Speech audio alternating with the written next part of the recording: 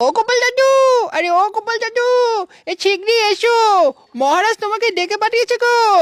তখন গোপালের যে বউ গিন্নি সে বলে, বলি সকাল সকাল এ কি হলো গো, একে চেঁচামেচিতে একটু ঘুমানো গেল না। এটা শুনে আবার গোপাল বলতেছে, গিন্নি এই তুমি রাগারাগি করো না, কি হয়েছে আমাকে শিগগিরই করে বলো। ওই দেখো তোমার নাতি ডাকছে। ও গোপাল দাদু, ও গোপাল দাদু, আমি ডাকিনি গো, মহারাজ ডেকে পাঠিয়েছে। তা বলছি, মহারাজ কেন ডাকিয়ে পিঠেছে বলতো? কেন, ওই যে মন্ত্রী, উনি নাকি রানীমাকে ঘুমের ওষুধ খাইয়েছে। আচ্ছা তুই কি করে জানলি?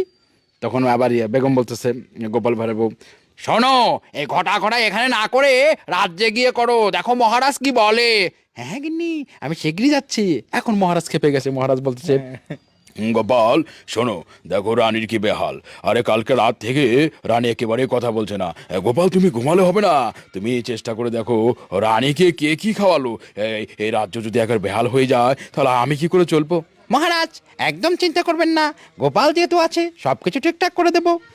দেখতে হবে রানীমা কখন খেয়েছিল এবং ঘুমালো কি করে।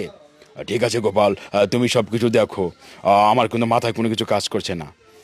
এইভাবে কথা বলা। একদম আমার কাছে মনে হচ্ছিল পুরো গোপাল ভাঁড়ের মধ্যে ঢুকে গেছি, মানে আমার কাছে পুরো দৃশ্যমান মনে হচ্ছিল। আপনাদের কাছে কেমন লাগলো অবশ্যই কমেন্ট করে জানাবেন। তা ভাই এখন আপনার কিভাবে চলছে, সময়টা কেমন যাচ্ছে? শুক্রিয়া, সবার ভালোবাসা পাচ্ছে এবং আপনাদের সাপোর্ট আছে, সবকিছু মিলিয়ে কাজ করতেছি। তারপর একটা কথা, সেটা হচ্ছে আমি কিন্তু একজন অভিনেতা না, এটা অনেকেই জানে না হয়তো, বা আমি বলি আমি কখনো অভিনেতা নিজেকে দাবিও করি না।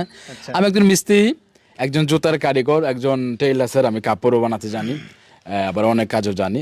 কিন্তু অভিনয়টা করি, আপনারা ভালোবাসেন ডাকেন, এই জন্য হয়তো করা হয়, বা আপনারা ভালোবাসেন বলেই আমি একজন অভিনেতা হয়তো হতে পেরেছি।